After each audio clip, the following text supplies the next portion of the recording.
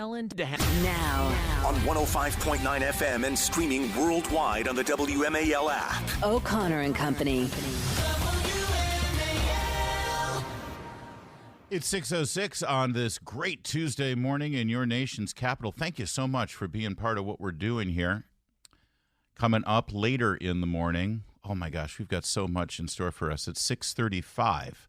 We're going to have a really important conversation with yesterday's arguments before the Supreme Court with Mark Miller of Pacific Legal Foundation. This has to do with the future laws concerning homelessness and criminal vagrancies and what a city can do about it. 7:35, Adam Gullette, Accuracy in Media. 8:05, Andy McCarthy on the first day of the Trump trial. 8:35, Philly Ocean from Yachtly Crew. I'm Larry O'Connor alongside Julie Gunlock. Oh, good morning. Good morning. We both have aging parents, let's say, which is, a joy, actually. Every time it's like I get stressed out about my aging parents, I recognize it's better to have aging parents than to not have your parents around anymore. You know what I mean? Yeah. I hate to be morbid about it, but all of the challenges that go along with the elderly. But I will say there are some wonderful things. Like my middle son yesterday pointed out that my dad actually, when he texts my son, my dad actually signs his text, Papa, which is, we were laughing because my middle son goes, I know it's him. Because it comes in from his phone. That's very sweet. I hope you're not listening, Dad. All right, moving on. And one of the things that you might think about as our parents get older or your grandparents get older, depending on where you are, is finding a caregiver for them. Somebody to just keep them company, to help them out. Because, like right now, my dad, who is suffering from Alzheimer's and is in his mid-80s, it's like, my mom, she can't do everything, right? Of course. It's very hard. So apparently Dr. Jill Biden there at the White House, she's a doctor, the first lady. She's a doctor.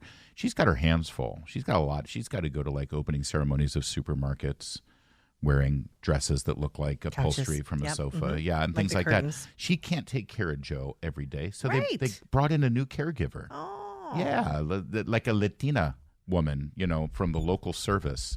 They picked up the phone, and then Democrat caucus down there at the House of Representatives say, yeah, we got a girl we can send you. And so Alexandria Ocasio-Cortez yesterday was seen it was Earth Day, and she's the big climate agenda chick there for the Democrats. But the images were bizarre. I mean, it looked like a visiting angel. It did. That's exactly what it looked like. She did. In fact, the outfit she was wearing almost looked like Scrubs. Yeah, exactly. Right? She was she was like a visiting nurse. Yeah. Yeah. Holding them by the hand. But not just holding his hand. First of all, holding the president's hand is Let's not weird. do that. Right.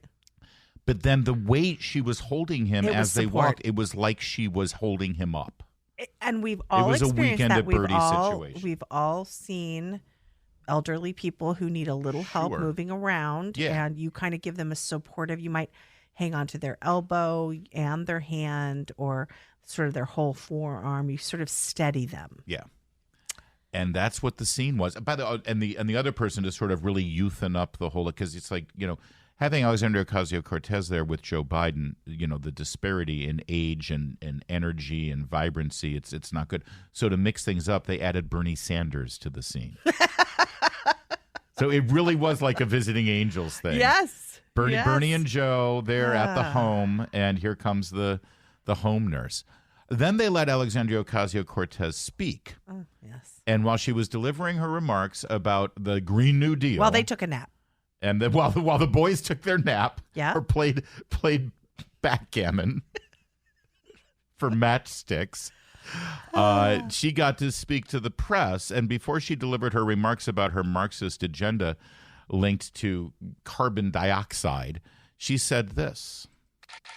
It is especially important that we remember the power of young people shaping this country today, of all days, as we once again witness the leadership of those peaceful student-led protests on campuses like Columbia, Yale, Berkeley, and many others. So she stressed peaceful there.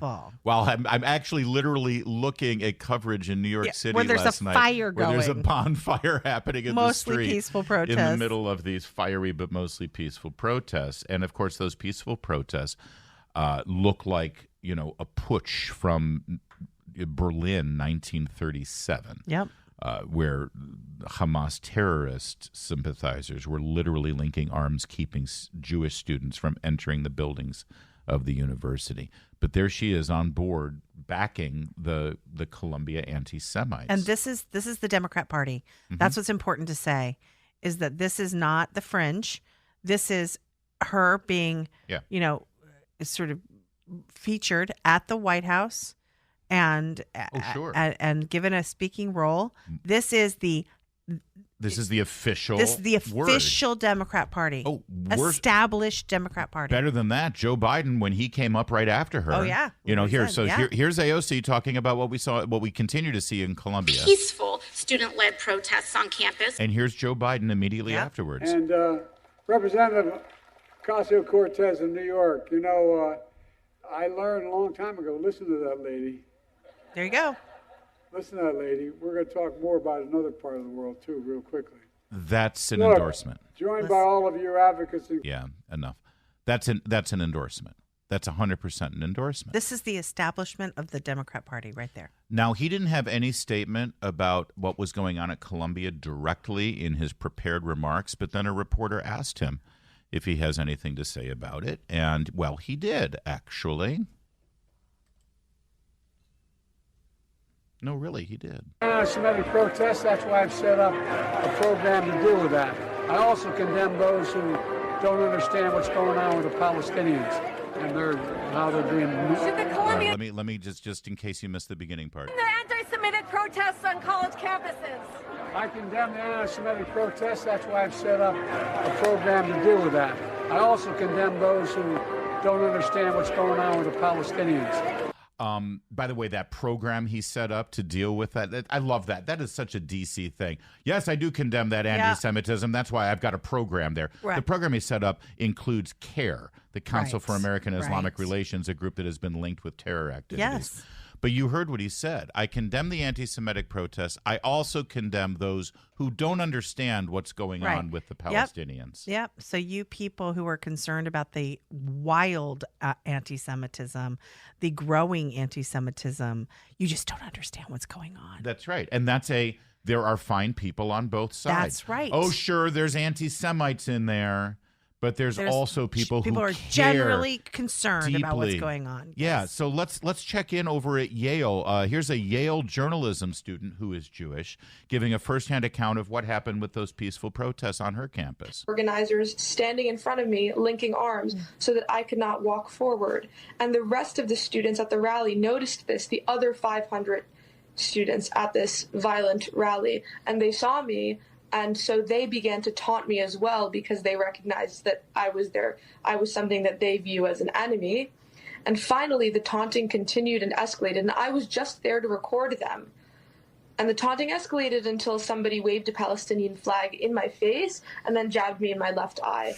And from there, when I tried to run after him, the human blockade of protest organizers continued to stand in front of me to stop me from catching my assailant. And so I went to the hospital. Yeah, Mr. President, what's your opinion of the pro-Hamas protesters who stab a young Jewish woman in the eye? Protests on college campuses. I condemn the anti-Semitic protests. That's why I've set up a program to deal with that. I also condemn those who don't understand what's going on with the Palestinians. Yeah, that's just a person who really deeply understands what's going on with the Palestinians. They feel so deeply about it that they stab a girl in the eye. Mm-hmm. I don't want to hear Charlottesville ever again from any of these people. Ever again. I was already sick of hearing about Charlottesville, but now it's done. WMAL. Making sense of the news. Live from the Home Paramount Pest Control Studios. Home Paramount, the leader in pest control since 1939. Need a new roof? Go to longroofing.com. Get your free estimate today.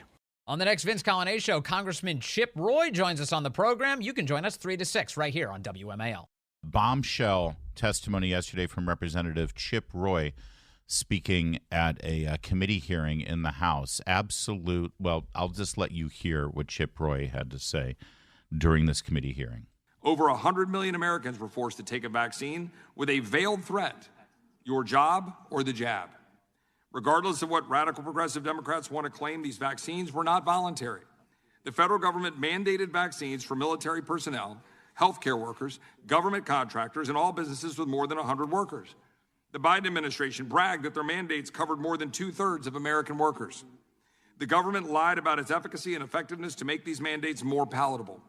Dr. Fauci said it is as simple as black and white. You're vaccinated, you're safe. You're unvaccinated, you're at risk. Simple as that. Not sure the truth has borne that out. Former CDC Director Rochelle Walensky said the following: our data from the CDC today suggests that vaccinated people do not carry the virus, don't get sick. They teased the prospect of freedom if we would just suck it up and do what they said. How did that work out? They were dead wrong, and instead we got one of the biggest bait and switches of all time. We decided to inject 700 million people with vaccines, regardless of the risk COVID-19 poses to them. Here's the aftermath. 1 million adverse events from the COVID-19 countermeasures have been reported to the government. Only 11 have been compensated, while Big Pharma enjoys complete immunity from liability stemming from COVID-19 vaccine injury. Let me sum that up. Over 1 million injuries reported to the government now as a result of the COVID-19 shots. And Congressman Chip Roy, for the first time, somebody in Congress in that position of authority, and he's been sitting on the committee that's been looking at the COVID aftermath that, of course, Nancy Pelosi ignored when she was in the majority for 2 years. But now, since we have a Republican majority, it's become a priority. Thank you. Said that the U.S. government and Anthony Fauci specifically lied about the efficacy of the vaccine and about the what they knew about potential hazards of the vaccine. And that, of course, fed into the forced mandates that the government and many corporations implemented. And he is now, by the way, he has legislation pending where the American people can sue these vaccine manufacturers because of this. So we have people who lost their livelihoods. We have potentially 1 million people injured because of this vaccine. We know people died because of the vaccine. Again, if you didn't take the vaccine, you had your life ruined. And we are putting grannies who prayed in the Capitol in jail. Yeah. Okay. Yeah, exactly. Why isn't Fauci in jail? There have been no costs. You know, in Israel, the defense minister, he basically the person he just resigned. The intelligence. He resigned because he said, what happened October 7th was, my fault, or I share in the blame, and I'm going to resign. An honorable thing to do. Nobody does that in this government, ever. We pull out of Afghanistan in a totally messy way. It leads to 13 dead U.S. service members. Nobody pays a price. In fact, some of them were actually elevated at the Pentagon. Okay. We, do this. We destroy people's lives because of COVID. No one pays a price. Right. No one pays a price. Right. And we see this every single day. And this is really simple to solve, everybody, because I know they're like, you guys and the injuries of the vaccine and all that, we didn't know. Well, actually, it turns out there's a paper trail showing that people did know. And they deceived the American people. And if you really think that everything is safe and it's all overblown. And they didn't just deceive the American people. They quieted people who were objecting. Right. They silenced you and intimidated you. Oh, trust me. I'm very well aware. I know. Yeah, we all do. So here's my deal with everybody. Everyone who thinks that this is overblown and there's no there and everybody should. Really easy solution. Lift all of the immunity from lawsuits. Lift it. If the shot was safe, there's no evidence that there's any sort of widespread or even, anecdotal damage or injuries. Why the immunity? Why do these manufacturers continue to enjoy immunity? If there was no risk and there was no danger and nobody suffered any real damages, then let the court system play out. If people want to bring these frivolous lawsuits that have no basis, let them. Why won't the pharmaceutical companies voluntarily do that? Why won't the FDA just lift the immunity that they have from any liability lawsuits? It'll solve the problem really easily. Just stop silencing people, stop protecting people, corporations, and let the court system and let evidence come out. That's all we're asking. How about that? 622.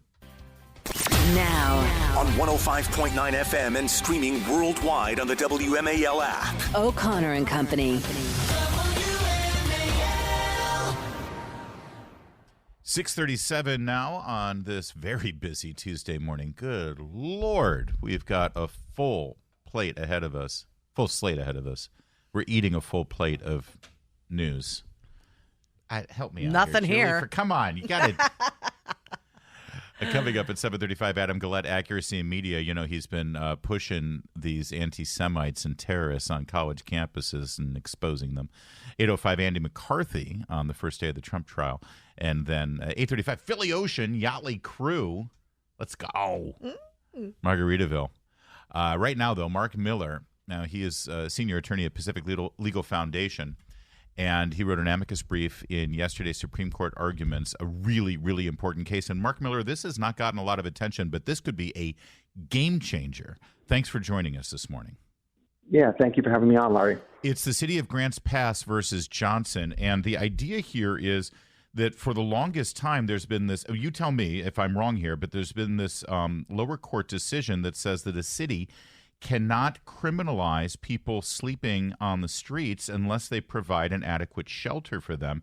And a bunch of cities like San Francisco, Los Angeles, really the entire state of California have used this thing as a fig leaf. They've been able to say to the citizens, geez, we'd love to do something about all the criminal vagrancy in our city, but we've got this court ruling that says that we're not allowed to. Is that what was argued yesterday? Yeah, that is really what they were getting at. And in fact, was some of the briefs made that point that cities are trying to use this as an excuse not to deal with their public policy issue, which is resolving these homeless encampments that, of course, we have in D.C. and have especially on the West Coast. Yeah. The arguments in the Supreme Court were basically about, the cities were trying to say that, look, we are trying to do something about this, but the Ninth Circuit Court of Appeals out West had tied their hands. So what is the fundamental right here that has been defended up until this point? If a person cannot afford a home, they have the right to just sleep wherever they want in a public place, or it goes beyond sleeping. These tent cities come up, and they basically take up residence in public parks, on beaches, wherever they want, under freeway overpasses, over by the Kennedy Center, over by Union Station here in D.C., and the city has no right to evict them? I mean, that is what the argument was yesterday. In fact, your incredulity is kind of where Chief Justice Roberts was coming at it with the lawyer for the homeless. The advocate for the homeless was basically making that point, that this is no different than punishing someone just for being homeless. She was refusing to accept that it isn't just that you're being homeless, but rather you're homeless and you're sleeping or camping on public property. You're interfering with other people's ability to use that public property, of course, these camps, as we all know. But Mark, it's interesting. It's even more than that. It's you're endangering other people. For instance, I'm sure there's crime related to these sort of homeless camps. But also it's a public health thing. I mean, where are these people going to the bathroom? This, the garbage, the food that's left out there attracts rats and other vermin. I mean, this does become a public health issue. Was that addressed? That did come up. And in fact, this, to be basic about it, urination, defecation, the drug needles, and the costs to the cities that are imposed based on this ruling are pretty, astronomical and horrifying in terms of the, some of the bodily functions we're talking about. And yes, absolutely, the justices were dealing with it. The ultimate argument the homeless are trying to make is that being homeless and being punished is wrong. They say they're just like drug addicts. The Supreme Court said, the Warren Court said 50 years ago, you can't punish someone just for being a drug addict. But Roberts and the majority of the justices were pushing back on that. They're saying you're not being punished for being homeless. Right. You're being punished for sleeping on public property, camping on public property, for the camps, basically. Is there an obligation for a municipality to provide an alternative or a shelter of some sort for individuals if they can't afford to live in that city? Well, I think the point here is the Constitution doesn't solve all these problems. I think we can elect people who have empathy and sympathy for the homeless and do try to help them with the mental illness, with the drug addiction. But there's a difference between trying to help versus being required not to even handle them. Via constitutional right. Well, and it's also, Mark, I'm sorry, because it's been warped in such a way that it's like, listen, if I ever, God forbid, lost my job and I couldn't afford the home that I live in right now, I wouldn't expect to be provided a home in the neighborhood that I live in. I'd get a job, I'd make less money, so I'd move to a more affordable place. But instead, this ruling up until now from, I think it was the Ninth Circuit, it's been warped in such a way that people can demand, you know what, I deserve beachfront property. The people can live, right off off the Potomac here in D.C. I have a right to live in the most expensive place in the region. You can't tell me that I can't. It's not my fault that you haven't made affordable housing available in the neighborhood that I choose. That's literally how this has been interpreted. Yeah, 2 points real quick on that. Number one, absolutely part of the argument was about this idea that somehow you have a right to be in a certain town. Ed Needler, who was the lawyer for the federal government here, and he was trying to blaze a middle path. He kept saying that somehow people here in Grants Pass, if they've lived there all their lives, they have a right to be in Grants Pass, even if, as Robert said, there's a homeless shelter right over the city line. Yeah. And you can see the justice is saying that's ridiculous. And then second, Gorsuch's point was very similar to the point you're making.